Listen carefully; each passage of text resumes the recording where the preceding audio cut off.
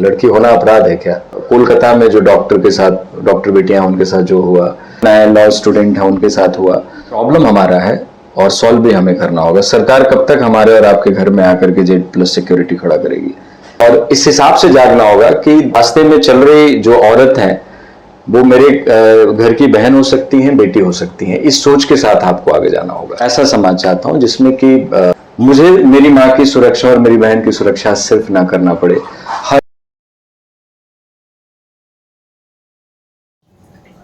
नमस्कार साथियों, मैं आपका दोस्त रोहित बिसाई और आप देख रहे हैं युगवाणी टाइम्स। नारी जीवन तेरी यही कहानी, आंचल में दूध आंखों में पानी। कल सतयुग से लेकर कलयुग तक नारी को अग्नि परीक्षा देते हुए देखा गया है। समाज के अलग अलग लोग अलग अलग तरीके से उनकी वेदना को दिखाते हैं। हमारे साथ मौजूद है पुष्कर जी, जिन्होंने फिल्म को राइटिंग किया। फिल्म का नाम है जागृति स्पीकअप, जो एक महिला की समाज की कहानी है, महिला की कहानी है, जो समाज में वेदना जो महिला की दिखाई जाती है उससे रिलेटेड है। पुष्कर जी से जानेंगे कि क्या स्टोरी है, क्या कहानी है और किस पर आधारित है। बहुत बहुत स्वागत है पुष्कर जी। सर, क्या बताना चाहोगे, जागृति स्पीकअप किस पर आधारित पिक्चर जो बनाई गई है? ये जो फिल्म है वो प्रिवेंशन ऑफ रेप की कहानी है पूरी, जिसमें जनरली होता क्या है कि आप कोई भी फिल्म या आंदोलन इस देश में आपने देखा होगा जो आफ्टर इफेक्ट की बात करते हैं कि एक घटना घट जाती है उसके बाद क्या करना चाहिए। जब एक घटना घट जाएगी, एक महिला एक लड़की का रेप अगर हो जाता है, फिर कोई कुछ नहीं कर पाएगा, न मैं न आप न उनके परिवार या समाज, जो भी लोग हैं। इस तरीके की जो घटना है वो कैसे रुके, वो इस पे बेस्ड है फिल्म। कि एक महिला के साथ अगर कुछ भी गलत होता है, उनको लगता है कि गलत हो रहा है, आप उनका विरोध करिए। पुष्कर जी, आप कहानी के राइटर भी हैं, तो कहाँ से आपको कहानी के लिए प्रेरणा मिली और क्या वास्तविक कहानी है या कोई एक काल्पनिक कहानी को जो आप पर्दे पर दर्शा रहे हो? देखिए, अक्सर यही सवाल होता है कि प्रेरणा कहाँ से मिली। मुझे लगता है मुझे, आपको या हर किसी को तब तक इंतजार नहीं करना चाहिए जब तक कोई बहुत बड़ी घटना हो मेरे घर में या कोई मेरे जो करीबी हो उनके घर में घटे। समाज में ये एक सच है जिसके खिलाफ हम सबको खड़ा होना चाहिए और जो हमारी न्याय प्रणाली है उसके साथ साथ विरोध करना चाहिए उन लोगों का जो इस तरीके का कुकृत्य करते हैं। और अगर रही बात कोई घटना घटने की, तो देश में बहुत सारे ऐसी जगह हैं जो ऐसी घटनाएं घटी हैं। कोई एक घटना मेरे या आपके घर की नहीं है, ये समाज की घटना है, जिसमें अगर किसी तरीके कोई भी प्रॉब्लम मुझे समझ में आ रहा है कि ये दिक्कत है हमारी सोसाइटी के लिए, तो मैं उस हिसाब से इस फिल्म को लेकर के आगे जा रहा हूँ। निर्भया हत्याकांड के बाद समाज को लगने लगा था कि ऐसी तरीके की घटनाएं कम हो जाएंगी या इस तरीके के जो व्यवहार लड़कियों के साथ किए जाते हैं उस पर लगाम लगा दी जाएगी, लेकिन आज भी ऐसी घटनाएं, तो क्या कारण मानते हैं? कहीं कहीं कानून व्यवस्था हमारी ऐसी है या समाज की दृष्टि इसी तरीके की हम बदल नहीं पा रहे हैं? देखिए, कानून व्यवस्था की अगर बात करें तो वो सारी कानून व्यवस्था है जिसके तहत लोगों को सजा दी जाती है और मुझे नहीं लगता कानून व्यवस्था में कोई कमी है या सरकार की कोई कमी है। मुझे लगता है कि ये प्रॉब्लम हमारा है और सॉल्व भी हमें करना होगा। सरकार कब तक हमारे और आपके घर में आकर के Z+ सिक्योरिटी खड़ा करेगी? ये रोड पे चलती हुई हर लड़की क्यों नहीं हमारी बहन हो सकती है? क्यों नहीं हमारी माँ हो सकती है? हमें उस रिश्ते में क्यों नहीं जाना चाहिए जिसमें हम घरों में रहते हैं? तो मुझे नहीं लगता है कि कोई लॉ एंड ऑर्डर का प्रॉब्लम है। लॉ एंड ऑर्डर तो हम लॉ ऑफ लैंड में रहते हैं। इस देश की कानून व्यवस्था इतनी अच्छी है कि अगर आपके साथ कुछ भी गलत हो रहा है आप उसके खिलाफ खड़े होइए, विरोध करेंगे। आम आदमी आपके सपोर्ट में, मीडिया आपके सपोर्ट में, सरकारें कई राज्य के हैं जो सपोर्ट में हैं और महिलाओं की सुरक्षा की बात करते हैं और उसके लिए बिल्कुल अग्रसर हैं। तो अगर दिक्कत है, निर्भया कांड के बाद भी अगर इस तरीके की घटनाएं घट रही है, उसमें मैं जो कारण समझता हूं और इसी वजह से मैंने फिल्म बनाई कि बहुत सारी घटनाएं, नॉट ओनली निर्भया कांड, आप समझ लीजिए कोलकाता में जो डॉक्टर के साथ, डॉक्टर बेटियां उनके साथ जो हुआ, अभी कुछ दिन पहले की घटना है, लॉ स्टूडेंट है उनके साथ हुआ। तो ये घटनाएं इसलिए घट रही हैं कि हम और आप जागृत नहीं है। हमको और आपको जागना होगा और इस हिसाब से जागना होगा कि रास्ते में चल रही जो औरत है वो मेरे घर की बहन हो सकती हैं, बेटी हो सकती हैं। इस सोच के साथ आपको आगे जाना होगा। जैसा कि हमने ट्रेलर में देखा है कि ट्रेलर में बताया गया है कि जिस तरीके से वो लड़की जो मेन मुख्य किरदार निभा रही है वो कहते हैं कि मेरे साथ हैरेसमेंट हुई है, ऐसा कुछ हुआ है, लेकिन जो वो कानून व्यवस्था के पास जब जाती हैं तो वो कहते हैं कि आपके साथ बलात्कार तो नहीं हुआ है। ऐसी आम घटनाएं हैं हमारे समाज में। कहीं ना कहीं परिवार भी ऐसी लड़की होती है जिनके साथ ऐसी घटना होती है, परिवार उनको रोकने की कोशिश करता है ताकि उनके परिवार की बदनामी ना हो जाए। तो किस तरीके से बदनामी कौन सी है? जो लड़की इस दुनिया में आई है उसने कोई क्राइम किया है क्या? लड़की होना अपराध है क्या? अगर एक औरत नहीं हो तो हम और आप आ सकते हैं, इस दुनिया में नहीं आ सकते हैं। एक महिला के बिना इस समाज की कल्पना नहीं की जा सकती है। और आप अगर रही बात लॉ एंड ऑर्डर की, जो हमने जो फिल्म में दिखाया वो एक रियलिटी है, एक सच है। ये होता है कि अगर आप FIR लिखवाने के लिए जाते हैं तो कई तरीके के सवाल होते हैं, तो आपको उसका जवाब देना है। वो सुप्रीम पावर नहीं है। वो जो पुलिस ऑफिसर एक पुलिस स्टेशन में बैठे हुए हैं, ऐसा नहीं है कि वो न्याय के देवता है, वो जो डिसीजन लेंगे वही होगा।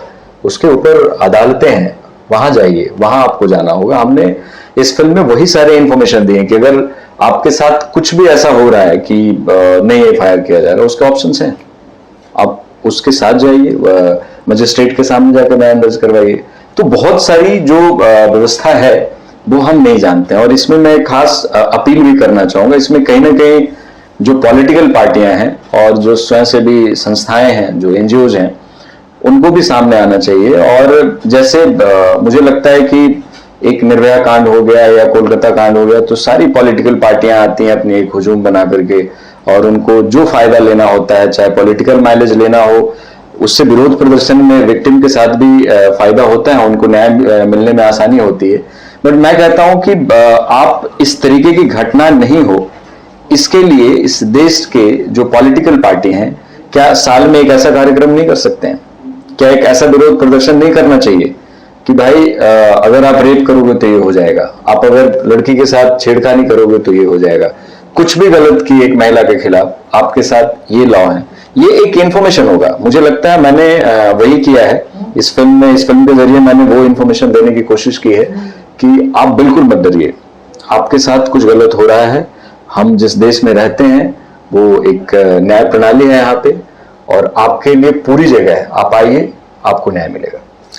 कहानी लिखने के साथ आपने एक्टिंग भी की है, कहानी आपने एक अच्छा पॉजिटिव मैसेज देने के लिए की है, लेकिन किरदार आप नेगेटिव निभा रहे हैं, इसके ऊपर क्या बताना चाहोगे? देखिए, मुझे लगता है एक कलाकार होने के नाते, एक एक्टर होने के नाते मेरे लिए हर किरदार मुझे करना है। और मुझे लगा कि जिस किरदार को मैं कर रहा हूँ वो इस समाज में बहुत ऐसे सोफिस्टिकेटेड लोग हैं जो दिखते नहीं है कि वो क्रिमिनल है, पर वो क्रिमिनल हैं।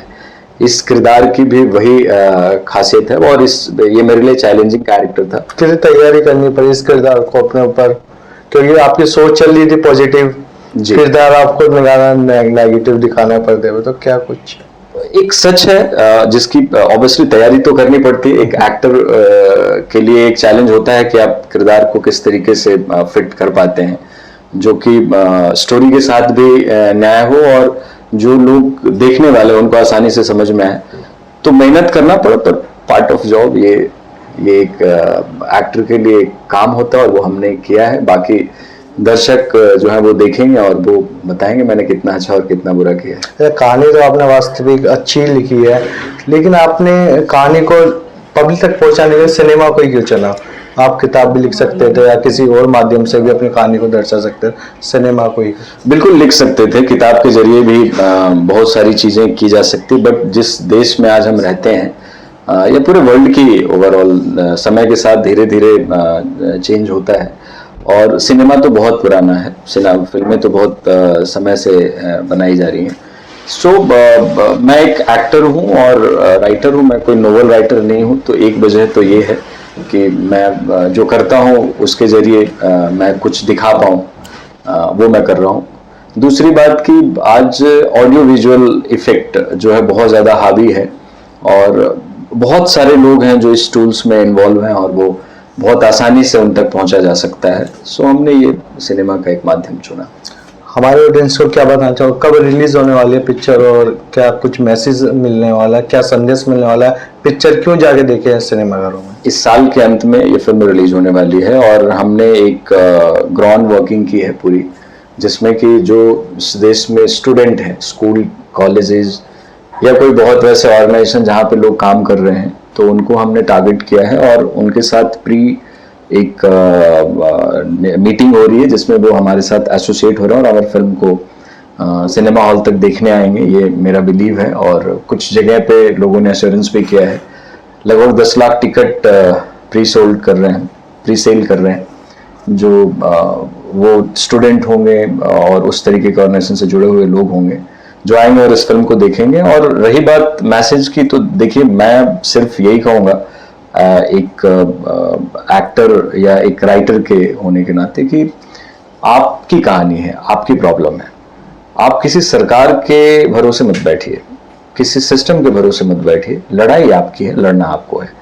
हम ऐसा क्यों नहीं सोच सकते हैं कि रोड पे जो मेरी बहन चल रही होगी उसे कोई मेरे जैसा दूसरा भाई उसकी सुरक्षा कर रहा होगा, मेरी माँ चल रही होगी तो मेरे जैसा कोई दूसरा बेटा उसकी चिंता कर रहा होगा कि मेरी माँ है, ये मेरी माँ जैसी है और इसे कुछ नहीं होने दूंगा।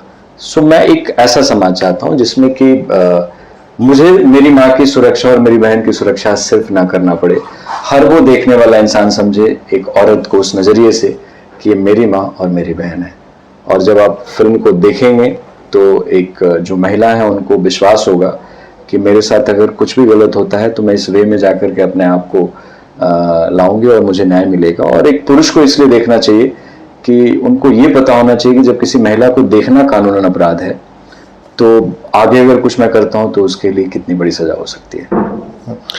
पिक्चर को लेकर आपको बहुत बहुत शुभकामनाएं, बहुत अच्छे विषय को आपने चुना है। आई होप समाज में से एक अलग मैसेज जाए।